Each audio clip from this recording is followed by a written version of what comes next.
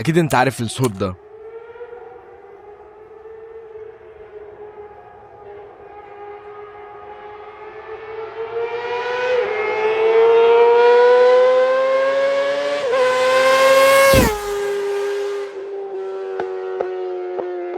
صوت نغمة مميزة مستحيل تسمعها في مكان تاني غير عند ياماها R1، بايك أحلام كتير من الناس، بينزل من سنين كتير، ولكن دايما كان في سؤال مهم بيتسأل: ايه الفرق ما بين ياماها R1 و R1M؟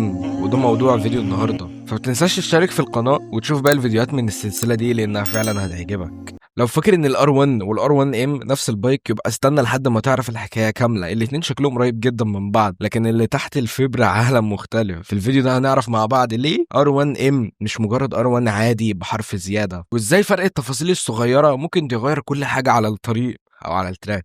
ياماها R1 بدأ رحلتها في سنة 1998 كواحدة من أقوى وأخف السوبر سبورتس في فئتها. وقتها كانت ياماها داخلة منافسة مباشرة مع أسامي كبيرة وموتوسيكلات كمان كبيرة زي هوندا CBR 900 RR وسوزوكي جيكسر 750. وياماها فعلا نجحت إنها تسيطر على السوق بموتوسيكل خفيف قوي شكله هجومي.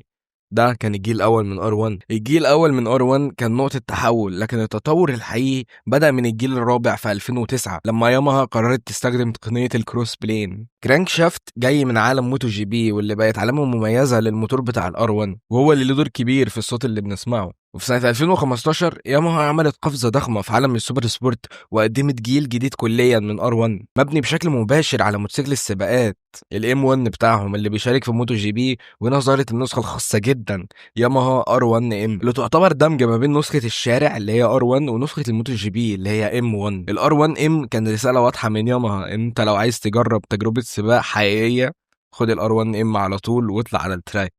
ومن ساعتها بقى في فرق واضح ما بين الاتنين. R1 يعني سوبر سبورت مخصص للطريق مع لمسة رياضية قوية، لكن R1M موتوسيكل السباقات بكل التقنيات الممكنة. يعني ببساطة ال R1 بتخاطب الشخص اللي بيحب السرعة بس عنده عقل شوية، لكن ال R1M بتكلم اللي بيفكر في الداتا لوجينج وفي السسبنشن سيتنجز وفي اللاب تايم. من الاخر معموله للمجانين اللي بيحبوا يخرجوا كل ذره اداء من البايك وترضي احساس السرعه اللي جواهم. اكيد في فرق في المواصفات والميكانيكا. من بعيد الياماها R1 والار 1 ام شبه بعض جدا في الشكل من بره، وممكن لو معاك R1 بشويه تعديلات بسيطه تخليه طبق الاصل من R1M، لكن مهما عدلت عمر القلب النابض ما يفضل نفس الحاجه، علشان اول ما تقرب هتلاقي فرق ضخم جوه القلب النابض، وده اللي بيفرق فعليا ما بين السوبر سبورت والسوبر تراك. وخليني اقول لك ايه الفرق ما بينهم. الاتنين جايين بنفس الموتور 998 سي سي ان لاين 4 كروس بلين، ويطلعوا تقريبا 200 حصان من غير اي تغييرات كبيره في القوه الحصانيه ما بين الاتنين. ففي الاخر الاتنين عندهم نفس الموتور تقريبا، لكن الفرق الحقيقي مش في القوه انما في طريقه التحكم فيها. فعقل الموتوسيكلات دي ذكي جدا، وانا بتكلم هنا على الاي سي يو. الار 1 فيها باقة الكترونيات ممتازة بتخليه ذكي وسريع مع بعض: تراكشن كنترول وسلايد كنترول وويلي كنترول لانش كنترول اي بي اس مع حساسات كتير ومحاور. لكن الار 1 ام تاخد كل ده وتضيف عليه تحكم اعمق وسنسورز اكتر وقدرة على التعديل بمستوى شبه احترافي. السسبنشن برضه مختلف. ياماها R1 بيجي بسسبنشن فولي ادجستبل سسبنشن ممتاز لكنه تقليدي نوعا ما، وبقى موجود على اغلب الموتوسيكلات السوبر سبورت في الفئه. ياماها R1M هنا بقى الفرق الكبير، لان انت مع البايك ده بتاخد اولينز الكترونيك ريسنج سسبنشن، نظام شبه ذكي بيقرا الطريق او التراك وبيعدل نفسه في الوقت الحقيقي. يعني حرفيا البايك بيتفاعل مع الارض لحظه بلحظه، والسسبنشن بيتغير كل كام ثانيه، ودي تكنولوجيا من موتو جي بي ونادرا جدا لما تلاقيها في موتوسيكل عادي. الفرامل والكاوتش برضه مختلف. نفس الفرامل في النسختين بريمبو قويه جدا، لكن الار 1 ام بتيجي بكاوتش مختلف، بتيجي بكاوتش بريدج ستون RS11، ودي نوع كاوتشات معموله عشان التراك مخصوص جاهزه للسباقات من اول يوم وفي اي وقت. مواد التصنيع كمان فيهم اختلاف. R1 مصنوع من ألمنيوم ممتاز، لكن R1M فيها كربون فايبر في التانك وفي الفرونت الأمامي. السب فريم كمان أخف، وزن كلي أقل شوية، وفرق الوزن ده بيبان في التراك والتسارع. لكن في ميزة بقى حصرية مش موجودة غير في R1M، وهي الداتا لوجينج او السي سي يو او الكوميونيكيشن كنترول يونت.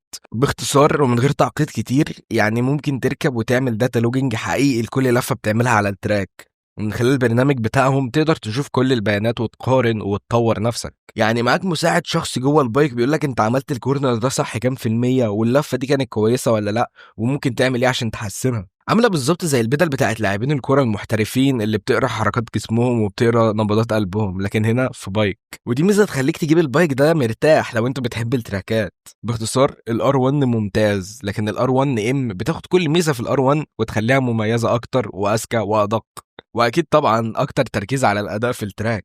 الاتنين سريعين، لكن الار 1 ام اتولدت عشان تفوز وتكسر الارقام القياسيه. بمناسبه الارقام، فياماها ار 1 جايب رقم كويس على حلبة اوتودرومو في ايطاليا في المركز السادس اللي خلصها في الدقيقه 44 ثانيه، ودي ارقام قريبه جدا من عربيات فورمولا 1. وعلى حلبات تانية جايب ارقام كويسه برضه. هو مش الاسرع، لكنه دايما بيلعب في النص في المركز الرابع الخامس وهكذا. التصميم واحد من احلى الحاجات اللي في البايكات دي. جرب خلي اي حد مش بيحب الموتوسيكلات او ما يعرفش فيها وريله صوره البايك ده، وجرب برضه مع حد بيحبهم او بيفهم فيهم، الاتنين هتكون اجابتهم واحده: جامد.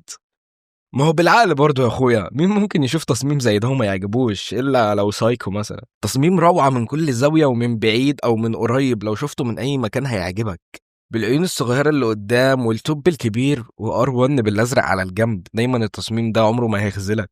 وطالما رحنا للجنب، فجنب البايك ده سيمتري وشكله مريح للعين، وتحس فعلا بقوة البايك ده وانت باصص عليه من غير ما يتحرك حتى. والدير اللي ورا الصغير واللي فيه فتحتين المميزين جدا بتوع الار 1، والكشاف الرفيع الايقوني اللي في النص، خلطة تعمل تصميم ملوش حل بصراحة. وده واحد من الموتوسيكلات المفضلة عندي واللي بحب تصميمها جدا. لكن في التصميم ايه الفرق ما بين الاتنين؟ الار 1 والار 1 ام بيشاركوا نفس فلسفة التصميم اللي جاي من عالم الموتو جي بي وعالم السرعة والسباقات. فتحات في التانك نازلة لتحت عشان تقلل مقاومة الهواء وتخلي الهيكل دايما انسيابي بيلعب مع الهواء. مقدمة حادة فيها فتحات تهوية كبيرة عشان يهوي على الموتور العملاق اللي في النص. الاتنين معمولين عشان يكونوا سكاكين هواء مش بس بايكس. والاختلاف البصرية اللي ممكن تشوفها في ياماها ار 1 تصميم رياضي جذاب بيمثل قمة الشراسة والسرعة، وكمان بيجي بكذا نوع: أزرق بتاع ياماها المشهور، وأحمر وأسود، وأحيانا بتيجي بنسخ خاصة بألوان مختلفة زي الأصفر والأبيض. خامات حلوة بس من غير رفاهية زيادة، هم دايما بيركزوا على الأداء أكتر من الرفاهية. لكن ار 1 ام بقى هنا الجمال بيتحول لفخامة. تانك ألمنيوم مكشوف، أجزاء من الكربون فايبر في الفيرنج الأمامي والجنب، ولون خاص سيلفر وذ كربون فايبر مع لمسات زرقاء اسمها ريسنج بلو. تصميم دايما جامد، ودايما ألوانه بتعجبني، ودايما شكله حلو جدا. العدادات والشاشه كمان هنا فيهم اختلاف شويه، الاتنين بيجوا بشاشه تي اف تي مودرن ومليانه معلومات، لكن ار 1 ام بتضيف واجهه رسوميه مخصصه للتراك واوضاع عرض بيانات محسنه. يعني كل حاجه بتبقى ظاهره قدامك في الشاشه بتفاصيل اكتر وبحاجات اكتر مش موجوده في الار 1 العادي، ودي بتديك تجربه اقرب لمحاكي قياده احترافي. الشعور العام هنا الار 1 شكله شرس واداؤه قوي، بايك رياضي بمعنى الكلمه. الار 1 ام نفس الشراسه لكن مع لمسه فخامه وقوه زياده وتركيز على التراك طبعا. في الاخر، سواء اخترت ياماها ار 1 او ار 1 ام، فانت داخل عالم النخبه، عالم السرعه والدقه والتكنولوجيا اللي طالعه من حلبات موتو جي بي للشارع على طول. لكن القرار دايما بيرجع لنقطه واحده: انت عايز ايه من البايك؟ لو انت حد بتركب وشغوف بتحب السرعه وعايز بايك رياضي ممتاز من غير مبالغه في السعر، فالار 1 هتدي لك كل اللي بتحلم بيه. بايك سريع، الكترونيات محترمه، تصميم هجومي، وموتور يعتمد عليه بس مش دايما يعني. لكن لو انت راكب بيفكر في كل تفصيلة وعايز تجربة أقرب للمحترفين والتراكات، فالار 1 ام هي المكان الصح. مساعدين إلكترونية من أولينز، شاسيه أخف، كربون فايبر، بتكنولوجيا بتقرا الطريق قبل ما انت تحس بيه. بس خد بالك الفرق برضه في السعر مش بسيط، بس فرق التجربة أكتر بكتير. وفي كل الأحوال انت راكب واحد من أقوى وأذكى البايكات اللي اتعملت في التاريخ، سواء ار 1 او ار 1 ام، كل واحد فيهم سلاح والقرار في ايدك انت. قول لي بقى، انت هتختار ايه؟ قول لي رأيك في الكومنتس، وشكرا على المشاهدة. مع السلامة.